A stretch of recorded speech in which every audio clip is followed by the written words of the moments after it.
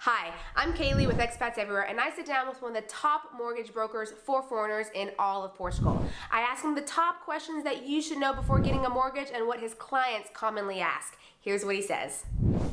Rafael, let's jump right in. Can I secure a mortgage in Portugal with income from abroad and not being a resident here? Absolutely, Kaylee. You don't need to declare income tax in Portugal or be a resident in Portugal or have a visa to access credit here. You just need to show your income tax from abroad. In the US, the 1040 form, in England, the P60, etc. Other documents like pay stubs and bank statements. The bank wants to make the bank reconciliation of these amounts, so credit report. With these documents, we can pre-approve you with the banks, and then you can start your search for properties here. Okay, and what are the current interest rates? Well, the Federal Reserve and the European Central Bank the market is expecting them to decrease rates in the second semester of 2024 and during 2025, so in 1% or 2%. Anticipating this movement, the banks already in Portugal had already fixed the rates in the level of 3%. So it's much more cheaper than in the US or England or Canada. And are you a mortgage broker for the entire market, or explain what a mortgage broker does, what you do?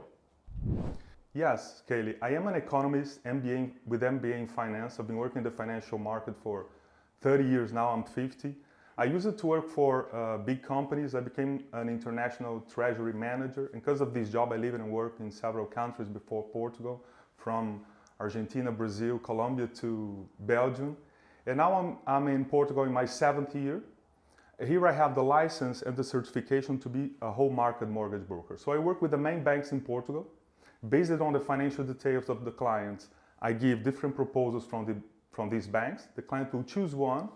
We'll move forward. Of course, me and my team will be beside the client and following up the client during all the process. And after the deed, we receive a success fee commission from these very banks. So there is no money charged to the clients. Okay, great. And what are some key criteria for eligibility, and what can increase someone's chances of approval? Yes, anyone from any part of the world can finance a property in Portugal, either having a regular job with pay stubs or a company which distributes dividends, prolabores, or profits on a monthly basis. This is very important. It has to be credit in your personal checking accounts on a monthly basis, and a 25% of the purchase price, 20% for down payment, a minimum down payment of 20%, and 5% for closing costs, basically taxes. To enhance the likelihood of approval, it's important. The banks here will calculate the debt to net income ratio. So if you can pay off some loans that you have with large monthly payments, it will help you get more credit here. Okay. Let me give you an example of how the banks will do this. Let's suppose your Equifax shows they do this in a monthly basis. So let's suppose you pay per month 1,000 euros. Your Equifax shows this, that you pay 1,000 euros or equivalent in dollars for a mortgage in the US, and you're going to apply for another one for another 1,000, to give a simple example. So it will be 2,000 per month. To approve a 2,000 per month payment, I need a net salary of 4. So this ratio of 50% is always, so 4,000 or more, so it will not surpass 50%. Okay. Let's run through the whole process from start to finish. What does it look like?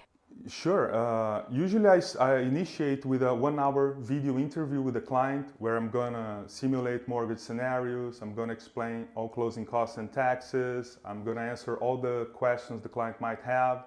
So everything you need to know before start investing in the country. Then I send a list of documents that basically are 6 passports, income taxes, pay stubs, bank statements, credit report, score, an employment verification letter. With these documents, I can pre-approve you. This is very quickly. In 1 week, I can pre-approve you.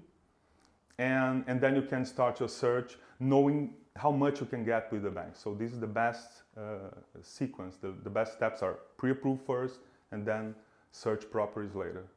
Okay. What are typical terms and rates? And a big question is, what's better here, fixed or variable?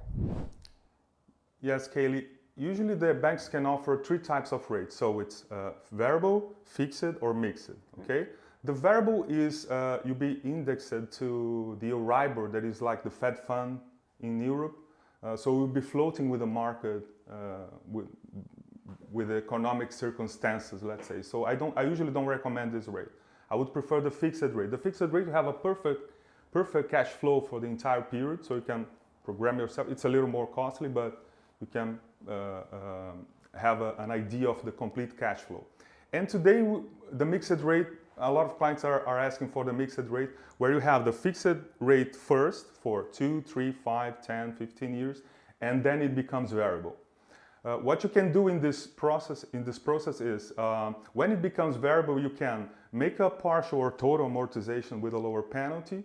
You can try to shop the banks again to see if there is any other option in another bank and migrate to this bank if necessary. There are some costs to do this, but we make the math and you see if it's worth it. And you can also fix it again in a better rate, can lock in with a better rate in the future. Okay. After pre-approval, how does someone secure a property in Portugal? Okay, usually in Portugal, they ask you to sign a promissory contract against paying 10% directly to the seller, not to an escrow account. So I don't like this MO very much.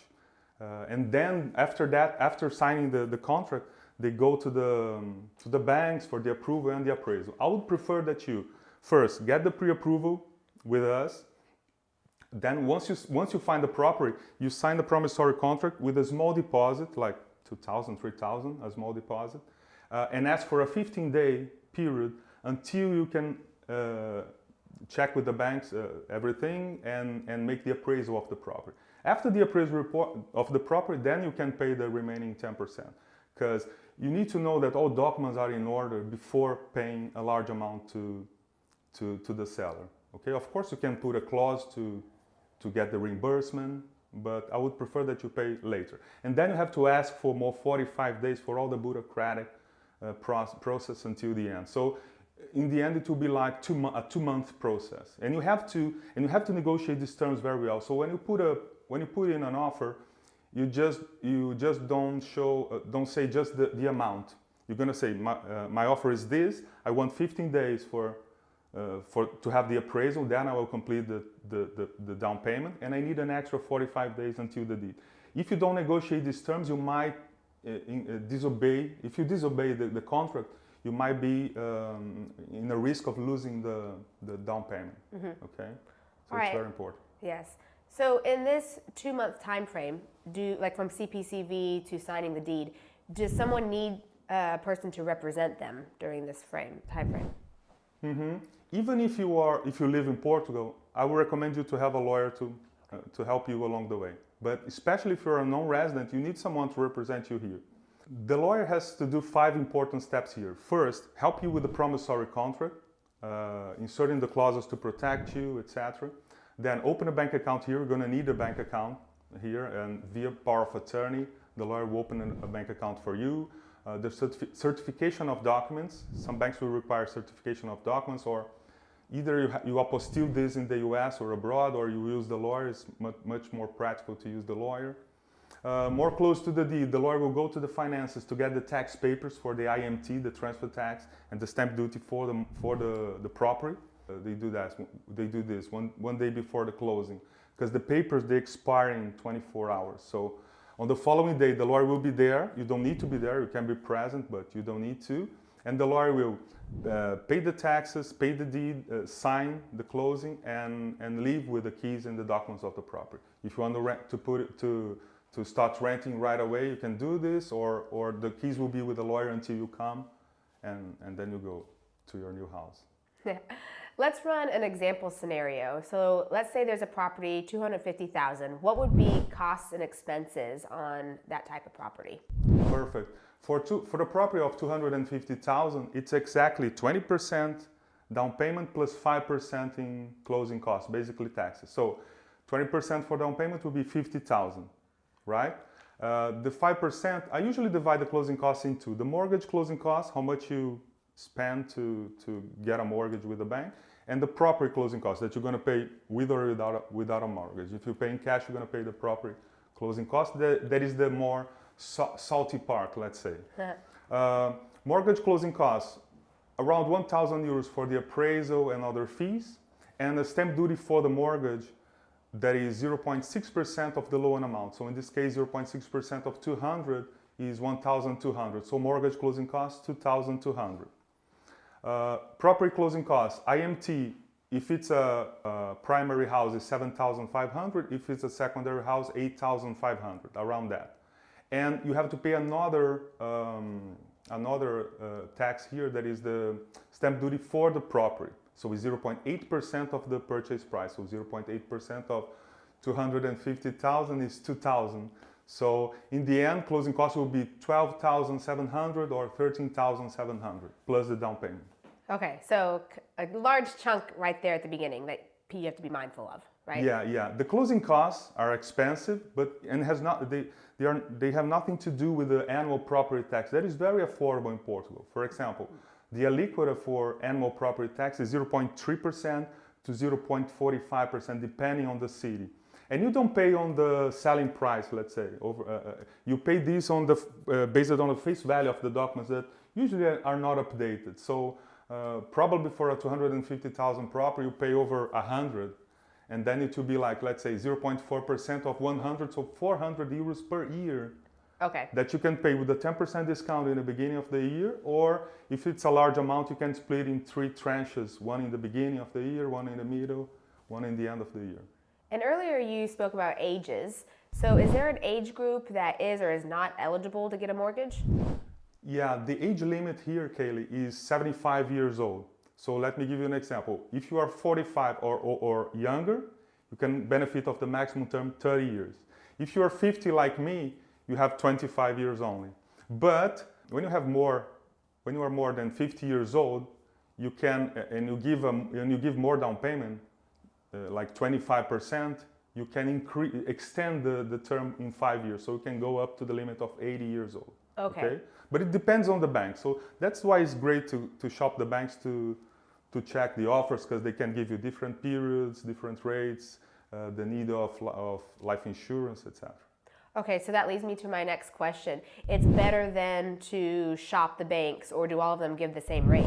Oh, for sure. For sure you should shop the banks, because they can give you different scenarios, different terms, rates, waiver the life insurance or not. So it's very important to do this.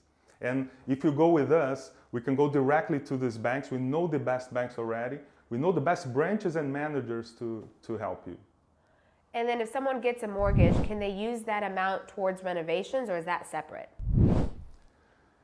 It will be like this, Kaylee. Let's suppose you are approved for a certain amount. With this pre-approval, you start your search, and then you can use the way you want for example, used properties or new properties that are ready, that has all the documents, and you can make the closing right away. Or you can buy a property plus renovation. So for example, if it's 200,000, you can use 150 for the house, 50 for the renovation. You can balance that. You just have to show a budget to the bank for the appraisal to check that. And or you can also buy land plus construction from zero. Or if you have the land, you can construct from zero up to 80%. So first get the pre-approved, then you can use the money, the pre-approved money, the way you prefer. Okay.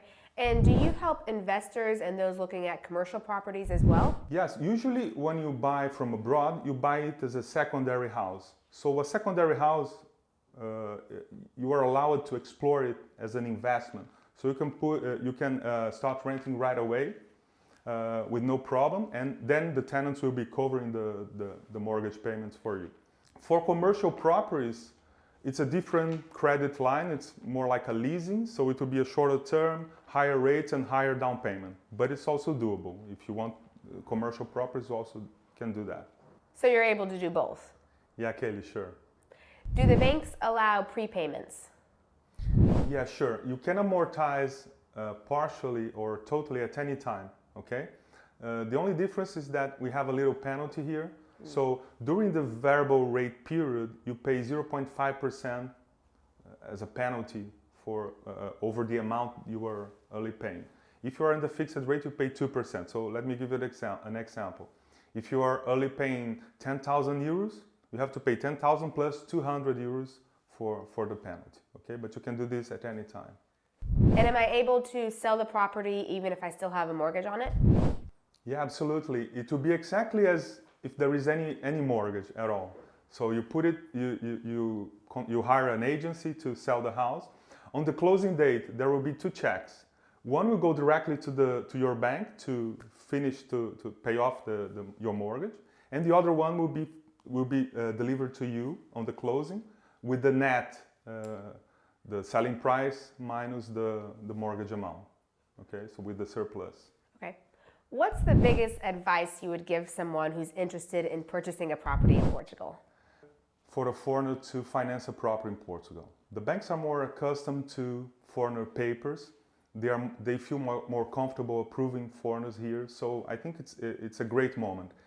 It's a window of opportunity because we never know until when these conditions will remain. So one advice would be, either if you want to retire in 5-10 years or have a property for investment in Portugal, you can buy this now and then start renting it and then with the renting cover your mortgage payment. So this is a thing that a lot of clients are doing.